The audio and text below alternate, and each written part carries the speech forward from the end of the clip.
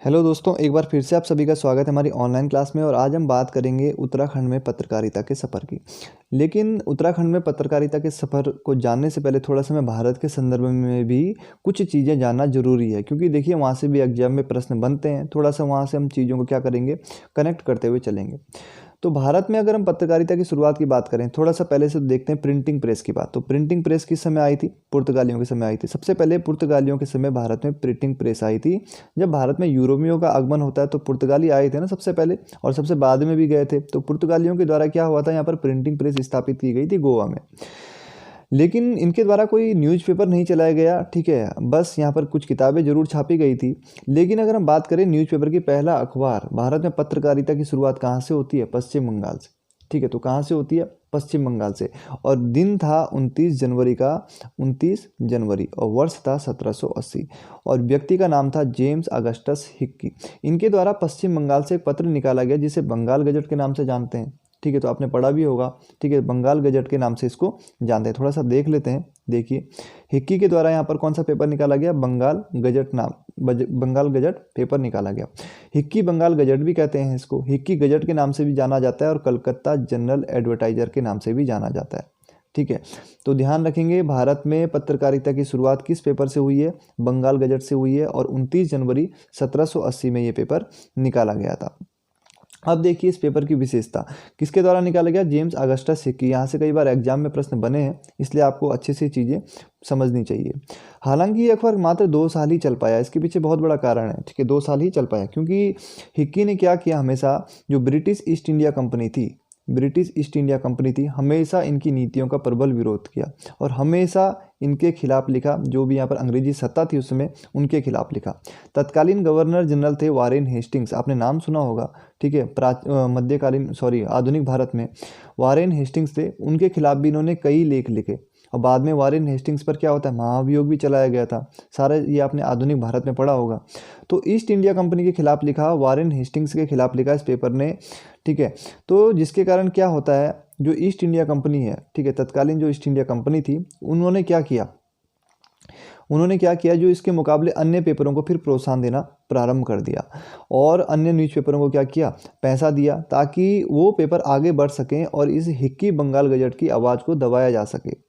लेकिन हिक्की यहाँ पर फिर भी हिम्मत नहीं हारते हैं। यहाँ पर इनको जेल तक में डाला गया, जेल में भी डाल दिया जाता है। 7-8 महीने ये जेल में भी रहते हैं, लेकिन पेपर का संचालन करते रहते हैं। लेकिन 2 साल बाद ये हिम्मत हार जाते हैं, क्योंकि देखिए इन पर कई प्रकार के आरोप लगाए गए, ठीक है। और इन पर जुर्माना ठोका गया, और जुर्माना बहुत ज़्यादा होता था, ठीक है। तो इनके पास इतना पैसा नहीं था कि इस पेपर को ये भी आगे बढ़ा सकें। लास्ट में उनको ये पेपर बंद ही करना पड़ा, और ये पेपर बंद हो जाता है। ब्रिटिश ईस्ट इंडिया कंपनी द्वारा इनकी प्रिंटिंग प्रेस भी लास्ट में जब्त कर ली जाती है। तो यहाँ पर इस पेपर ने हमेशा क्या किया, ब्रिटिश विरोधी पेपर था। ध्यान रखेंगे, पहला जो पेपर था, देखिए भले इंग्लिश भाषा में है, ठीक है, अंग्रेजी भाषा में पेपर है, लेकिन हमेशा क्या करेगा, ब्रिटिश ईस्ट इंडिया कंपनी का विरोध करेगा, भारत के गरीबों के पक्ष में लिखेगा, ठीक है। इस हिक्की बंगाल गजट में क्या था, भारत में जो गरीब थे उनके पक्ष में लिखा जाता था।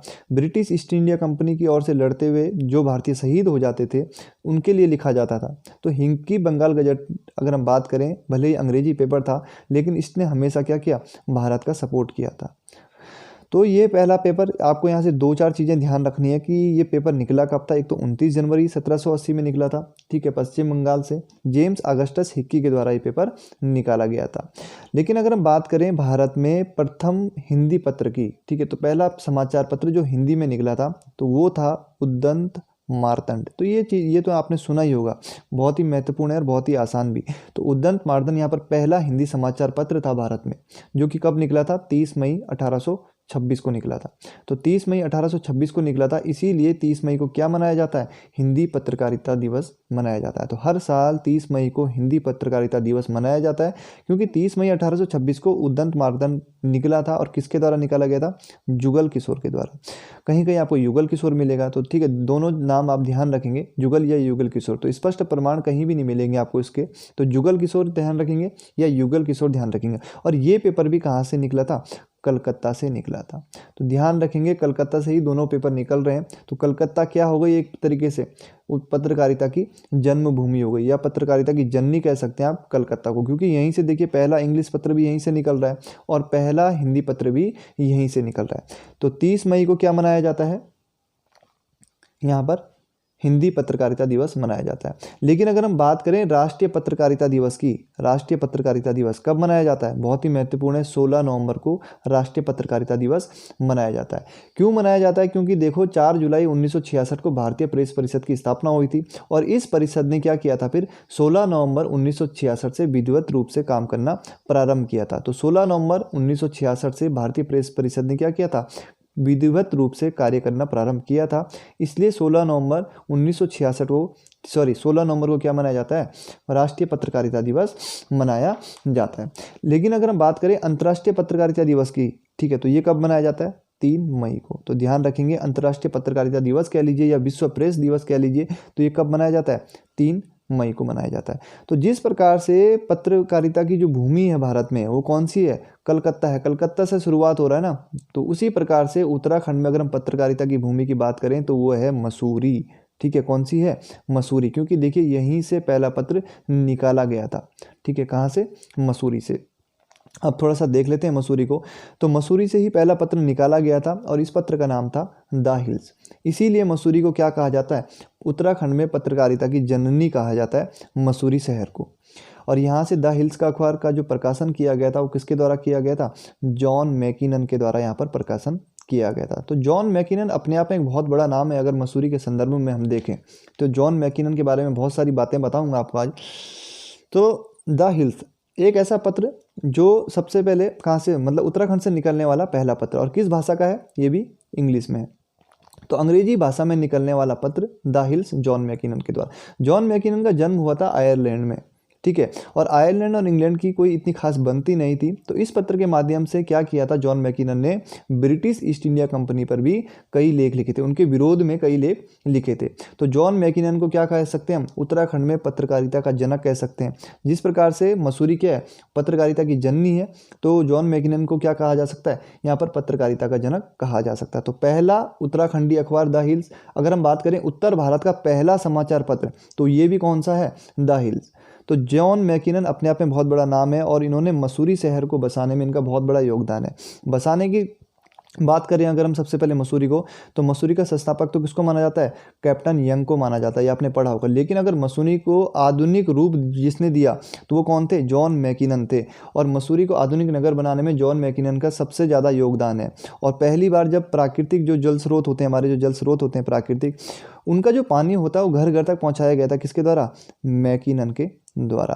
तो मसूरी को एक आधुनिक रूप प्रदान किया था, आधुनिक शहर बनाने में आधुनिक रूप जो दिया था वो किसके द्वारा दिया गया था, जॉन मैकिनन के द्वारा दिया गया था। इसीलिए मसूरी का पिता, ठीक है, मसूरी का पिता या फादर ऑफ मसूरी या मसूरी का विकास पिता किसको कहा जाता है, जॉन मैकिनन को कहा जाता है। तो जॉन मैकिनन बहुत ही महत्वपूर्ण नाम है। तो इनके द्वारा यहाँ से द हिल्स जो अखबार शुरू किया गया था वो शुरू किया गया था 1842 में।